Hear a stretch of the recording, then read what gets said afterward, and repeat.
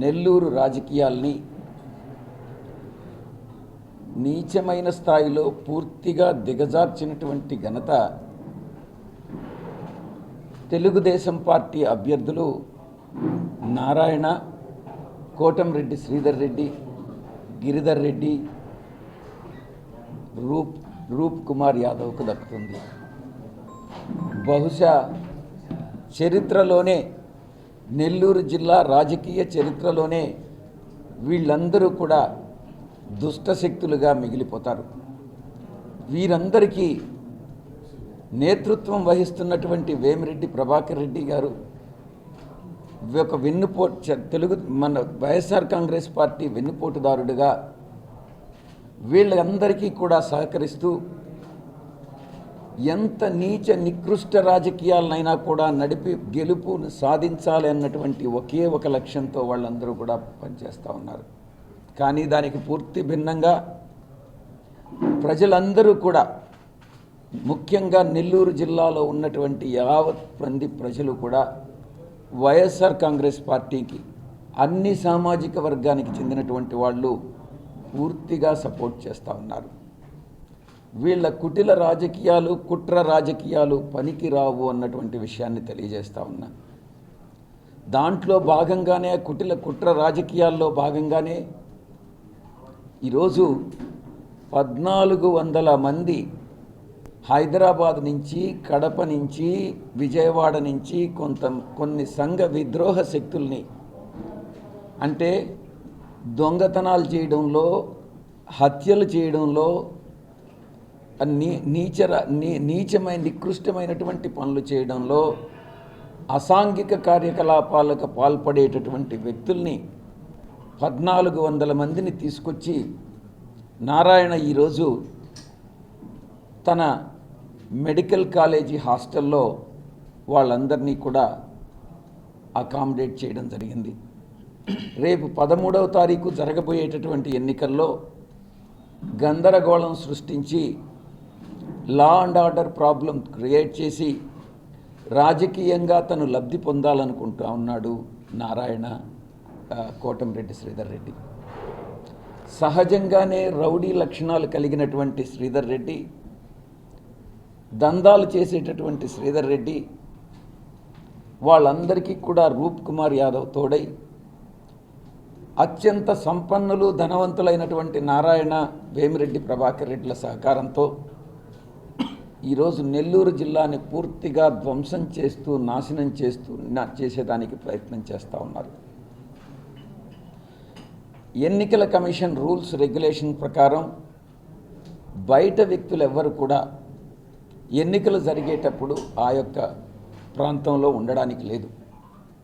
ఈ విషయం కలెక్టర్ గారికి తెలుసు, ఎస్పీ గారికి తెలుసు, ఐజీ గారికి తెలుసు, చాలామంది అధికారులందరికీ కూడా, ఈ యొక్క మున్సిపల్ కమిషనర్, రిటర్నింగ్ ఆఫీసర్ ఆయనకి తెలుసు. కానీ ఎందుకు ప్రేక్షక పాత్ర వహిస్తూ ఉన్నారు? తెలిసి, అంటే ఇంటెలిజెన్స్ వర్గాలు వీళ్ళకి సమాచారం ఇవ్వలేదా? మాకు తెలిసినటువంటి సమాచారం కూడా ఇంటెలిజెన్స్ వర్గాలకు తెలియలేదా?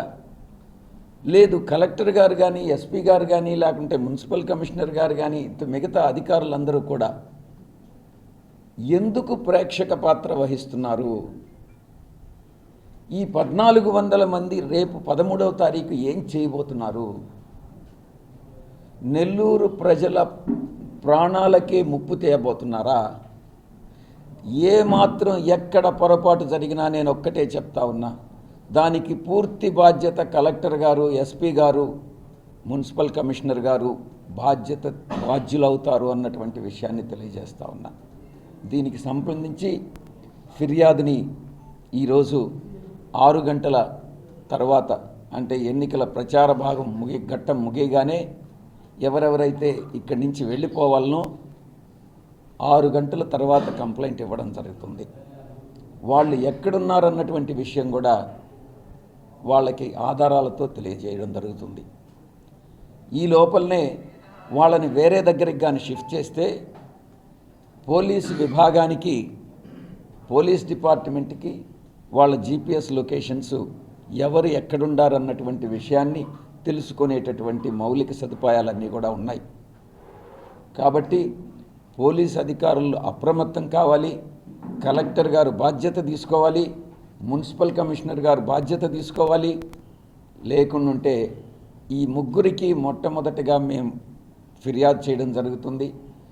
ఆ ఫిర్యాదు మీద వాళ్ళు తగిన చర్యలు తీసుకున్నట్లయితే ఎలక్షన్ కమిషన్ విజయవాడ ముఖేష్ గారికి, ఆ తర్వాత అప్పటికి కూడా కానీ చర్యలు తీసుకున్నట్లయితే ఢిల్లీ ఎలక్షన్ కమిషన్కి కంప్లైంట్ ఇవ్వడం జరుగుతుంది అని నేను తెలియజేస్తా ఉన్నా.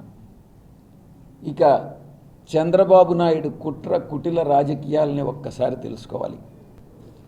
తన సహచరులనే తన నేర ప్రవృత్తి కలిగినటువంటి చంద్రబాబు నాయుడు తన సహచరులనే వెన్నుపోటు పొడిచేటటువంటి స్వభావం కలిగినటువంటి చంద్రబాబు నాయుడు ఈరోజు పవన్ కళ్యాణ్ని వెన్నుపోటు పొడిచేదానికి ప్రయత్నం చేస్తూ ఉన్నాడు. అది పవన్ కళ్యాణ్ అది ఆయన గమనించాడా లేదా అన్నటువంటి విషయం నాకు తెలియదు. పవన్ కళ్యాణ్ ఎక్కడి నుంచి అయితే పోటీ చేస్తున్నాడో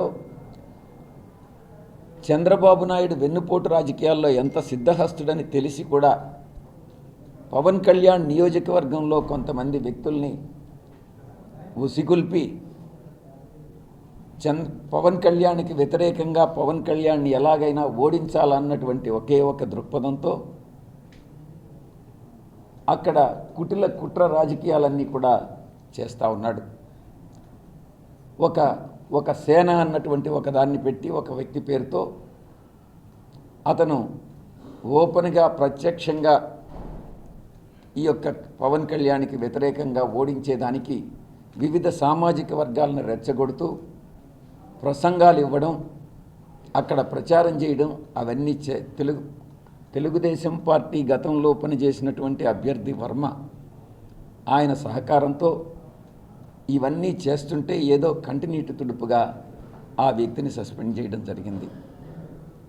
అంటే నేను ఒక్కటే చెప్తా ఉన్నా, నేను పవన్ కళ్యాణ్కి చంద్రబాబు నాయుడికి తగువ పెట్టేదానికి నేను ఈ విషయం చెప్పట్లేదు. వీళ్ళందరి కుటిల రాజకీయాలు, వెన్నుపోటు రాజకీయాలని గురించి నేను చెప్తా ఉన్నాను. చంద్రబాబు నాయుడు సహజంగానే నేను చెప్పినటువంటి నేర ప్రవృత్తి కలిగినటువంటి వాడు, ఎన్నో హత్యలు చేయించినటువంటి వాడు.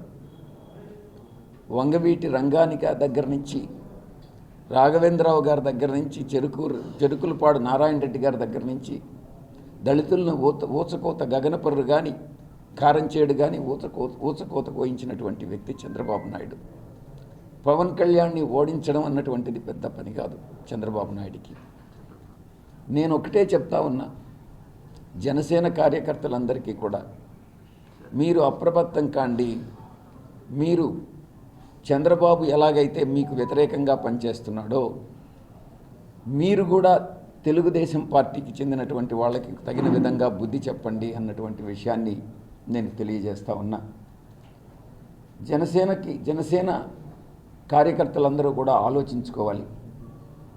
జగన్ గారి ప్రభుత్వం రాష్ట్రంలో ప్రతి ఒక్కరూ కూడా లబ్ధి పొందినటువంటి విషయం మీ అందరికీ కూడా తెలుసు.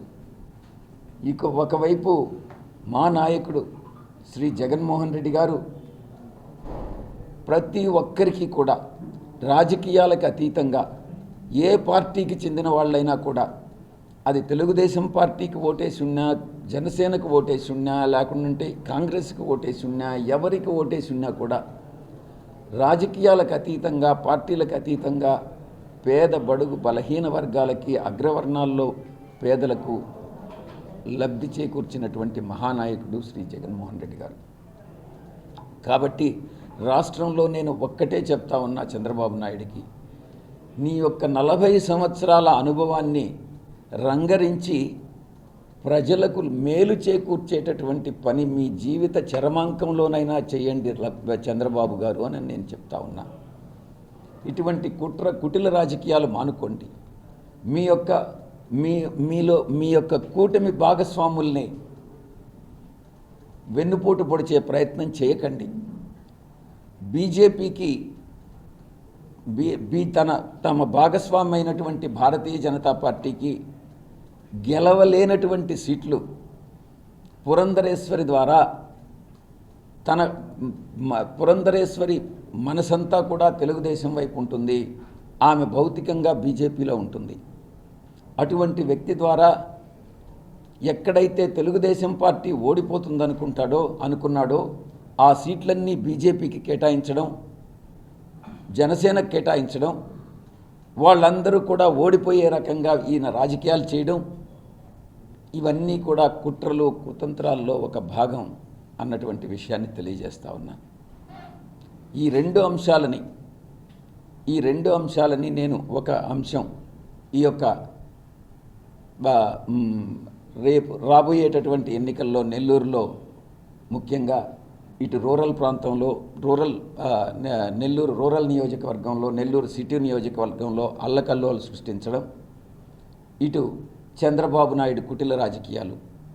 ఈ కుటిల రాజకీయాలు ఎందుకు నేను ఇవన్నీ చెప్పానంటే అవన్నీ కూడా ఈరోజు ఈ 1400 మందిని ఇక్కడ చంద్రబాబు నాయుడు ఎంత నేర ప్రవృత్తి కలిగిన వాడంటే, నారాయణ ఇక్కడికి 1400 మందిని పంపించింది చంద్రబాబు నాయుడుకు తెలిసే చేస్తూ ఉన్నాడు.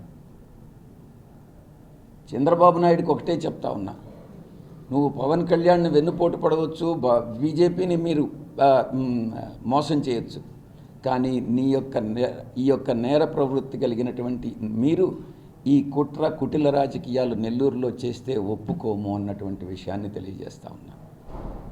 అధికారులందరూ అప్రమత్తం కండి. ఏ అధికారులైతే తగిన చర్యలు చట్ట ప్రకారం తీసుకోలేదో వాళ్లపైన ఎన్నికల కమిషన్కి ఫిర్యాదు చేయడం జరుగుతుంది. తప్పకుండా రాబోయేటటువంటి ప్రభుత్వంలో చర్యలు కూడా తీసుకోవడం జరుగుతుంది అని విజ్ఞప్తి చేసుకుంటా ఉన్నా. మరిన్ని వీడియోస్ కోసం ఛానల్ ని సబ్స్క్రైబ్ చేయండి. లేటెస్ట్ అప్డేట్స్ కోసం వాట్సాప్ ఛానల్ ని ఫాలో చేయండి. అండ్ లింక్ డిస్క్రిప్షన్ లో ఉంది.